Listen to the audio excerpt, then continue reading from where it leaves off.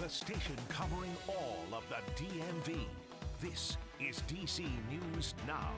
Tonight on DC News Now at 10, shocking video. A 13-year-old girl physically dragged off a Metro bus late last night. That story of what happened and the steps being taken to make Metro buses safer. Today marks the one-year anniversary of the overturning of Roe v. Wade. We'll hear from people on both sides of the argument and see how the topic is making waves here at home. And stretching your dollar with shopping memberships, the exclusive perks to be offered and tips on how you can save in the coming month. And we have mostly clear or clear skies across the area overnight tonight and some very muggy air as well. Summer-like weather is feeling it across the area. What about tomorrow? Will we see the same type of scenario? Stick around. I'll have the answer coming up. Thank you, Scott. And thank you for joining us for DC News Now at 10. I'm Ben Dennis. We have a new video tonight out of DC where Metro Police released images of a 13-year-old girl forcefully removed from a Metro bus late last night. That video playing out right here. Just before midnight, this man got on a Metro bus at the Anacostia bus bay, grabbing the girl. She's fighting back as he's ripping her from her seat. And then she's pulled completely off the bus.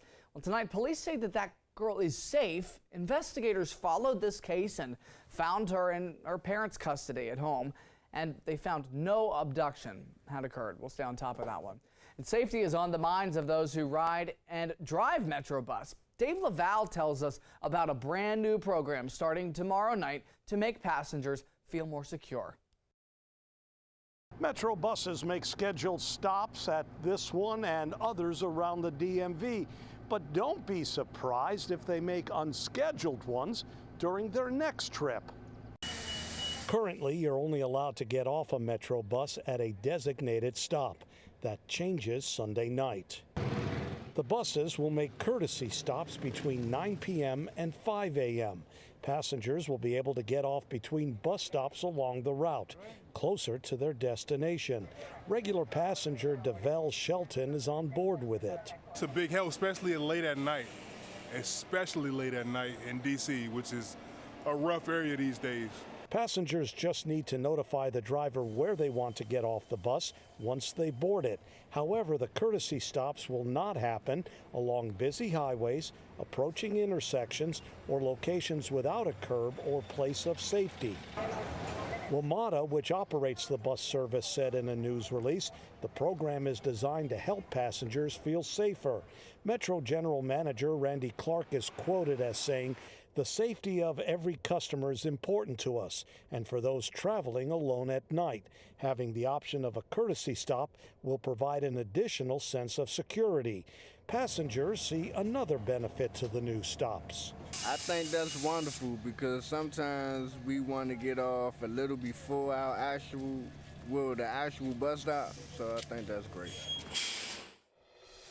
Thanks to Dave there. Happening now, today marks 1 year since the U.S. Supreme Court ruled to overturn Roe v. Wade, the decades-old case that protected abortion access for women across the country. Well, right now, the Biden administration is working to bring back some protections. Yesterday, the president signed an executive order to increase access to contraception and family planning. It also ensures access to birth control through private health insurance and calls for improved access for over-the-counter birth control. 25 million women live in states where local laws make it harder to get an abortion. Since last year, 25 states, half of the country, have moved to ban or severely restrict access to abortions. A new poll published by NPR found that nearly 60% of people oppose the decision by the court. Another new poll from nonprofit Kaiser Family Foundation surveyed OBGYNs. 64% of those professionals say the ruling has increased pregnancy-related deaths. Meantime, abortion has been protected in 20 states, including here in the DMV. In Maryland, access is protected by law. Abortion is legal up to the point of fetal viability or if the life of the mother is in danger. According to Planned Parenthood, abortion is legal in Virginia up to 27 weeks of pregnancy. West Virginia, however, has a near total ban on abortion. Stick with us. In our next half hour, we are highlighting the fight on Capitol Hill and at home over abortion access. And earlier today in the district, anti-abortion activists gathered outside the Lincoln Memorial to make their voices heard We spoke to several people there about what the overturning of Roe v. Wade had meant to them. Take a listen. It marks the greatest expansion for preborn rights in my lifetime. There's still a lot of work to be done, but it's just a day to celebrate life and the future that we can have where life is protected from conception and natural death. But we need to support the women that have had abortions. A lot of them were so pressured into it, you can't really fault them for making that decision. Their boyfriend will leave them or their father will kick them out of the house. There's a lot of reasons they go through. It's not just that they don't care about babies. And we'll hear from pro-abortion activists later in the show. Taking a live look outside here at the Dual Highway in Washington County, Hagerstown vicinity. It's a pretty quiet night up here, a muggy night. Hopefully you have your ACs running this evening. It is going to be a little bit humid here and hot, to say the least, as we go throughout the next couple of afternoons here. Now, with regards to tonight, it is pretty mild out there, obviously, and look at the high today. The high was 89 degrees. Speaking of temperatures, the average high should be 88 degrees. The record high set back in 2010 of 100 degrees. Oh my.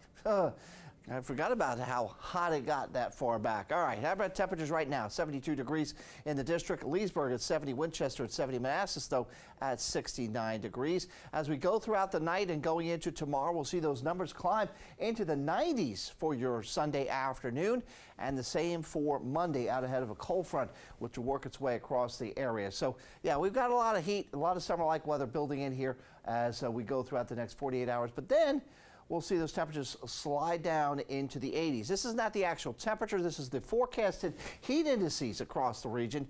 We're looking at nearly 100 degrees on Monday is what it'll feel like when you factor in the humidity plus the actual temperature itself. So you may think to yourself, let's hit the beach for tomorrow anyway. 83 degrees, mainly dry, but there could be a couple of isolated storms around. So certainly keep your eye to the sky if you're planning on going to any one of the local beaches. So it'll be a hot day on Sunday. Severe storms are likely with the front moving in, and then near normal temperatures the next 7 days. I'll have that 7-day forecast, Ben, for you in just a bit.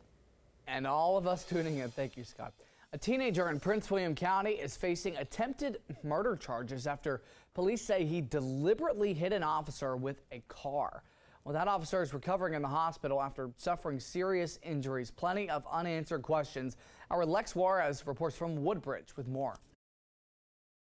Well, let me show you where it happened. The officer was walking up to a parked car, and the driver, our suspect, sped off, turned the car around in the cul-de-sac, and then drove right at the officer. Now, he hit the officer, knocking him back into the street here, and then lost control of the car, flipping it and hitting this car right here. Right after that, the suspect got out of the car and ran away.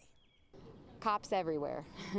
All I thought was, wow, something big must be going on. This is what Alst Lane looked like right after the hit and run. Neighbors rushed outside to see what was going on. And I just heard a bang outside, and I looked out my window, and there was a car flipped over on its side, and I at first thought it was an accident, came out, and then next thing you know, there was a bunch of cops and somebody running down the street. That person, 18-year-old Valmiki Chandler, had been running from police for about an hour after allegedly stealing a car at a 7-Eleven just 5 miles away.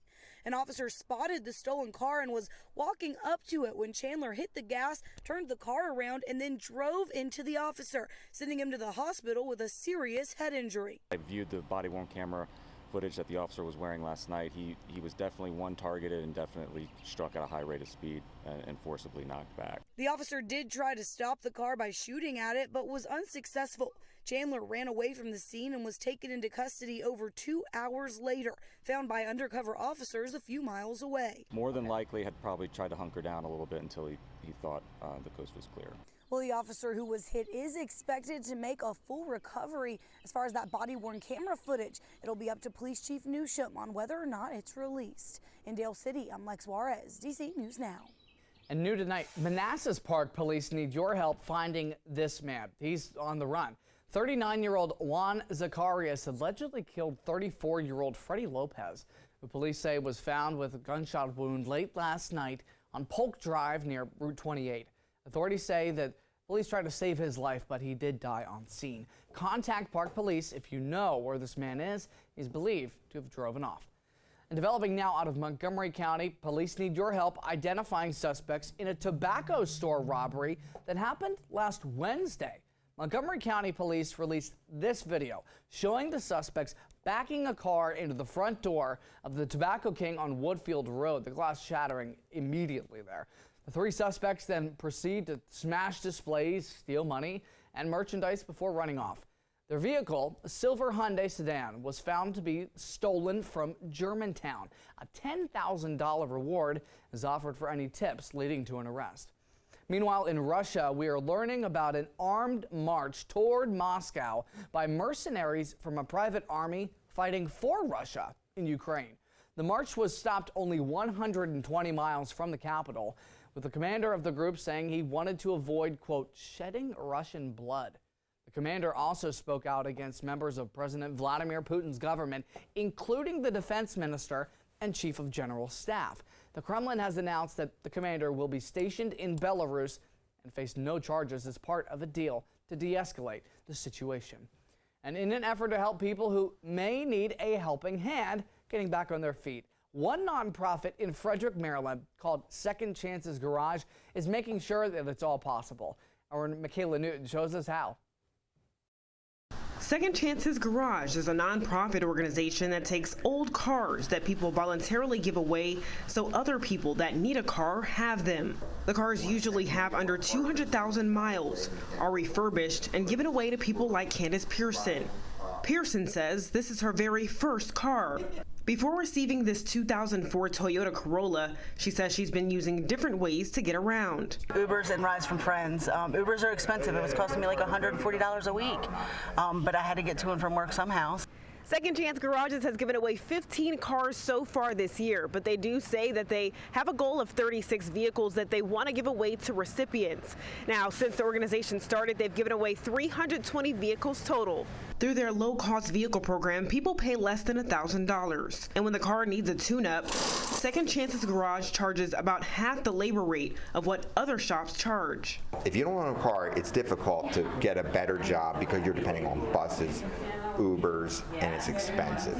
You can better yourself by getting a car, better job, and transportation. Largely, I've been working with Candy for the past month or two, giving them coupon codes, rideshare coupon codes, and that access their basic needs to, for employment, to, other transportation basic needs. Having this car means a lot to me. I get to go take my daughter out, which I've never been able to do, and I'm excited. It's a new beginning. Reporting in Frederick, Maryland, Michaela Newton, DC News Now.